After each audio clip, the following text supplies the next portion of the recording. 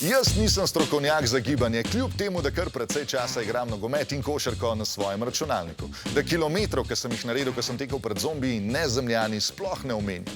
Marsikdo bi pričakoval, da sem v življenjski formi, ampak nisem. Ves čas me nekaj boli. Skozi sem utrujen in v zadnjem času postanem zadihan vsakič, ko lupam banano.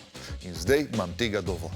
Hočem postati še bolj fit kot sem, kar pomeni, da bom začel telovaditi, medtem ko igram videoigre. In tudi vi lahko začnete delati gibalne vaje, medtem ko ste pred računalnikom, medtem ko sedite na kavču s telefonom ali pa medtem ko samo sedite. Vse, kar morate narediti, je, da pozorno opazujete Jerneja, ko bo delal vaje, ki mu jih bom jaz govoril.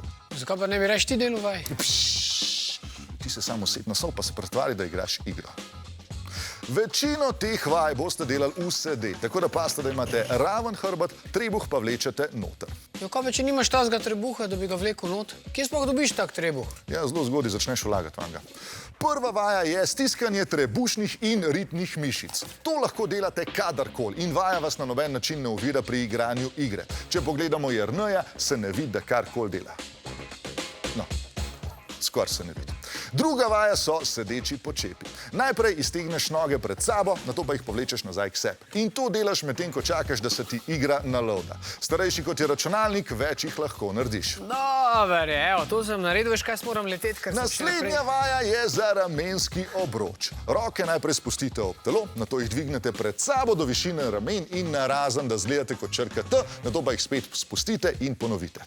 Dobro, okej. Ej, o, Juš me kliče. Živijo, Juš, ja, kle sem, evo, pridem. Ko se boste natrenirali sedečih počepov, pejte delati navadne počepe. Delate jih lahko medtem, ko se v igri predvaja videosekvenca in ne rabite biti zares ful aktivni. Dobro, jaz sem drugače v pogodbi, da lahko delam samo vaje na stolu. Pa dobro, to so samo navadni počepi, no. O, Juš, kaj pa ti kle, v kvikih, lega?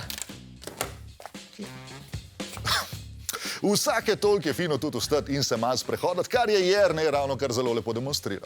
Gibanje je res zelo pomembno. Če se boste redno gibali, boste lahko dlje časa brez bolečin sedeli in igrali Fortnite. Poleg tega pa boste bolj sproščeni. Med sprehodom pa boste imeli čas za razmislek o stvarih. Jaz sem recimo velikokrat rešil kakšno uganko v igri, potem ko sem se nadihal svežega zraka. Če pa res ne morete iti stran od ekrana, pa si vsaj naštimajte opomnik na telefonu, da se vsako uro malo raztegnete. Pa nehite špricati telovadbo. In mogoče lahko začnete tudi trenirati kakšen šport.